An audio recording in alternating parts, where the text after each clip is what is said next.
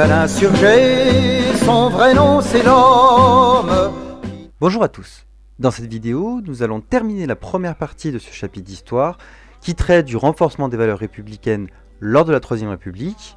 Nous avions vu dans les deux précédentes vidéos l'instauration et la diffusion de la République dans ses premières années, avec notamment le déploiement de symboles, de l'école républicaine.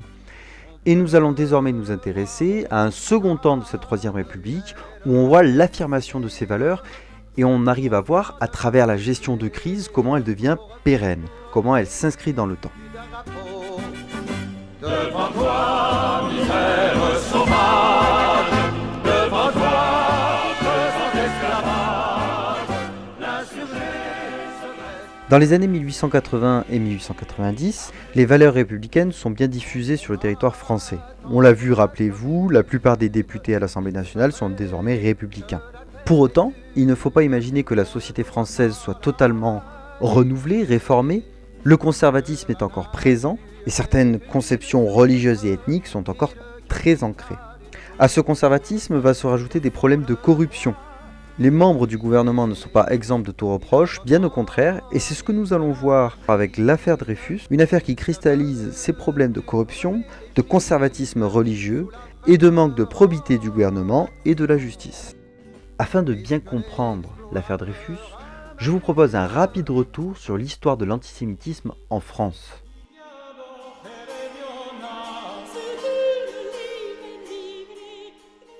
En effet, malgré la liberté religieuse qui est assurée depuis la Révolution française, la religion dominante reste le catholicisme, et malgré la loi qui est censée empêcher les discriminations pour des motifs religieux, les Français de cette fin du 19e siècle privilégient les citoyens blancs et catholiques. La France de la fin du 19e siècle est donc une France qui est marquée par l'antisémitisme. L'antisémitisme, c'est tout simplement de l'hostilité contre les juifs, du racisme dirigé contre les juifs. Comme on le voit sur cette caricature du journal La Libre Parole, l'antisémitisme, comme beaucoup de racisme, se base sur des clichés ethniques, des stéréotypes. Donc là, on a l'image très classique d'un juif avec le nez crochu, possédant beaucoup d'argent, et on le verra par la suite. Ils sont souvent accusés des problèmes, des maux de la société française, et notamment par exemple de la trahison.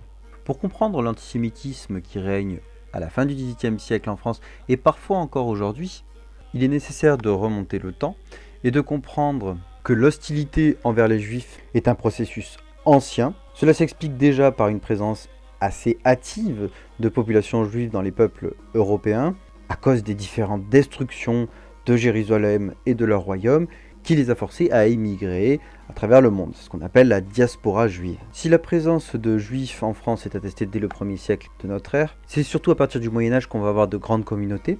Et ces populations juives vont avoir la particularité d'être très communautaires, c'est-à-dire qu'ils vont vivre entre eux et surtout garder leurs mœurs. Leurs pratiques et coutumes vont potentiellement évoluer au contact des sociétés avec lesquelles ils cohabitent, mais dans les faits, ce sont des communautés qui sont souvent assez fermées, avec des pratiques qui forcément paraissent assez étranges pour une société du Royaume de France qui ne suit qu'une seule règle, la règle de la Bible. Je vous rappelle que la société médiévale était avant tout une société catholique. Parallèlement à ce communautarisme, on va avoir justement une grande différence par rapport aux banques. C'est-à-dire que lorsque les banques apparaissent en Europe, c'est un concept qui est très critiqué dans la religion catholique et chrétienne. Faire un prêt, c'est donner de l'argent, argent qui aurait été obtenu par des journées de travail. Donc faire un prêt, par raccourci, c'est donner du temps. Or seul Dieu est maître du temps, donc c'est un blasphème de donner de l'argent, de faire des prêts. Or les juifs n'ont pas cette conception-là et vont donc très rapidement occuper des postes de banquiers. Ils vont donc être associés à cette image de personnes qui aiment l'argent et qui aiment accumuler l'argent, et dans les faits, ils vont accumuler beaucoup d'argent, notamment grâce à leur habileté dans les mathématiques. Cet argent va souvent attirer les jalousies, et lorsque le royaume est en difficulté, ils n'hésitent pas parfois à s'accaparer leurs richesses. Ainsi, en 1306, Philippe le Bel force les Juifs à se convertir ou à quitter le royaume.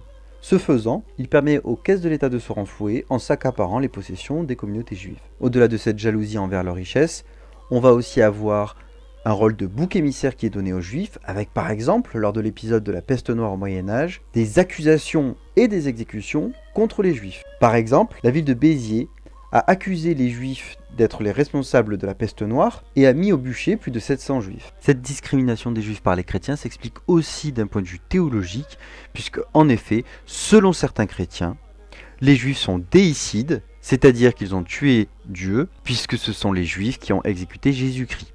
Donc il y a une rancœur chez certains chrétiens envers les Juifs, puisque leurs ancêtres auraient tué Jésus-Christ. Les Juifs sont donc des boucs émissaires, la différence n'est pas acceptée dans ces sociétés, et bien que des lois existent pour essayer d'éviter ces discriminations, la domination des religions chrétiennes et surtout du catholicisme est encore fortement présente à la fin du XIXe siècle, de telle manière que l'antisémitisme reste quelque chose de très fort. Comme pour l'éducation, il me semble important d'ancrer ce processus dans le temps, pour bien se rendre compte que ce qui va se passer lors de cette Troisième République, c'est une rupture forte, quelque chose qui va marquer un changement de positionnement à l'échelle nationale par rapport à quelque chose qui était en cours depuis des centaines d'années.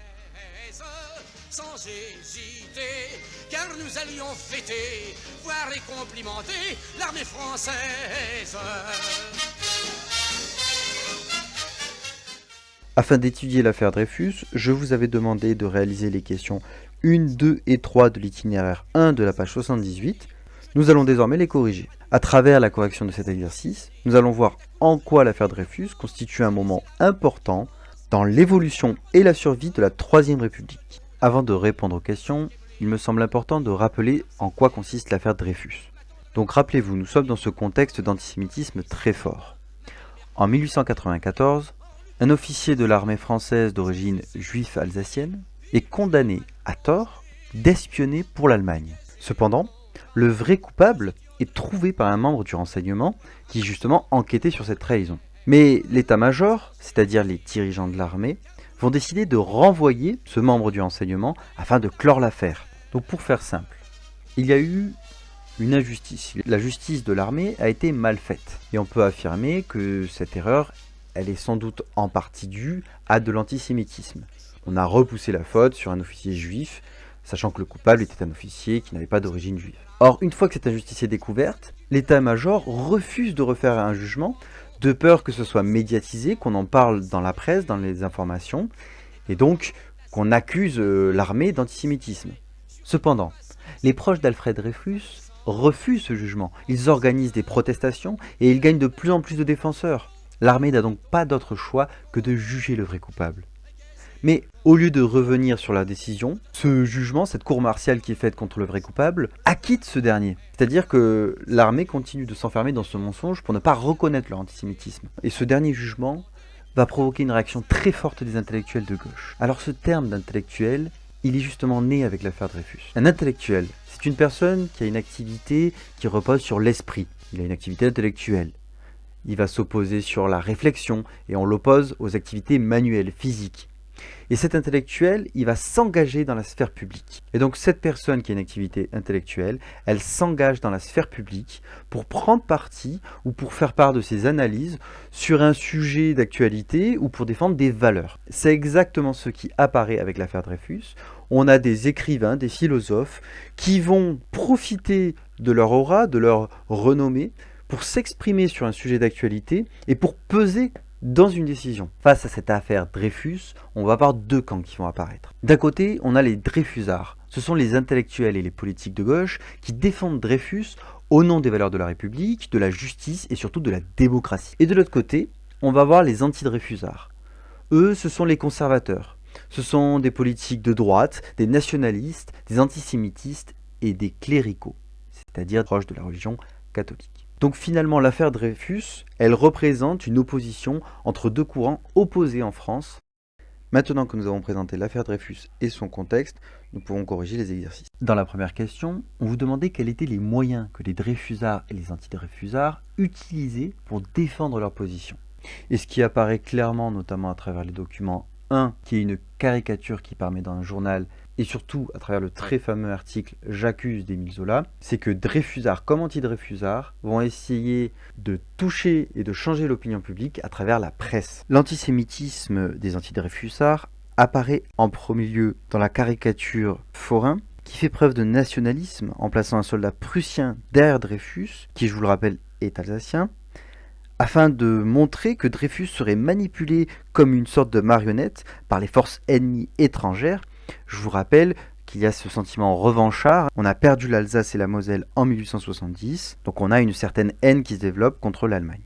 De plus, Émile Zola présente les antidreyfusards comme antisémites, puisque dans les caricatures qu'ils font de Dreyfus, les antidreyfusards le décrivent avec les stéréotypes d'un juif, un gros nez, des grosses lèvres, etc. Enfin, pour répondre à la dernière question, les termes qui montrent l'engagement de l'écrivain Émile Zola pour les valeurs républicaines et démocratiques sont avant tout les termes de vérité, de justice et de droit. Revenons rapidement sur cet article « J'accuse » d'Émile Zola. En réaction au jugement qui a acquitté le vrai responsable, le vrai coupable de trahison, Émile Zola va rédiger un article nommé « J'accuse », donc très agressif, dans lequel il va accuser l'état-major, dont le ministre de la guerre, de corruption et de manque de justice. Donc c'est très grave, c'est interdit par la loi à cette époque. Zola est donc accusé et jugé, il obtient une peine de prison à perpétuité, et pour y échapper, il s'exile alors en Angleterre. Mais l'impact médiatique que va avoir son jugement, son article est extrêmement fort, et cela va mener à la réouverture de l'affaire Dreyfus et à l'acquittement de ce dernier. Donc à partir de ce jugement, Émile Zola est considéré comme acquitté également. Donc cet épisode, c'est un épisode qui montre l'importance qu'a été prise par les intellectuels, l'importance de la presse, l'impact médiatique que peut avoir un intellectuel est désormais tellement important qu'il peut changer des décisions prises par l'état-major, par un ministre. Donc cet article, au travers de l'engagement d'Émile Zola, et en raison surtout de l'obtention de résultats, puisqu'il a réussi à acquitter Alfred Dreyfus, cet article est devenu le symbole du pouvoir de la presse, qui est mis au service de la défense de la vérité, de nobles causes. C'est la naissance de ce concept d'intellectuel qui est marqué dans la gauche. Donc l'affaire Dreyfus est un moment de renforcement de l'aspect démocratique de la société française. On a une liberté fondamentale qui se développe, c'est-à-dire que le tout pouvoir du gouvernement est réduit. Il y a un contrôle du pouvoir du gouvernement par les intellectuels, mais surtout par l'opinion publique, puisque ce sont les intellectuels qui impactent l'opinion publique, mais c'est bien l'opinion publique qui va faire pencher les décisions du gouvernement. Donc c'est un événement tellement important qu'encore aujourd'hui, encore récemment, on a des films qui vont traiter de ce sujet, avec par exemple le film réalisé par Roman Polanski avec Jean Dujardin dedans, J'accuse. Donc ça montre bien que c'est un moment fondateur, un moment très important dans la défense des principes démocratiques en France. Maintenant que nous avons étudié l'affaire Dreyfus, on va se pencher sur les conséquences indirectes de cette affaire, avec les réflexions autour de l'importance des religieux en France. Je vais donc vous demander de répondre aux questions 4, 5 et 6 de l'itinéraire 1 de la page 78, qui traite cette fois de la loi de séparation des églises et de l'État de 1905. Je vous remercie pour votre attention, je vous souhaite une bonne journée et un bon travail.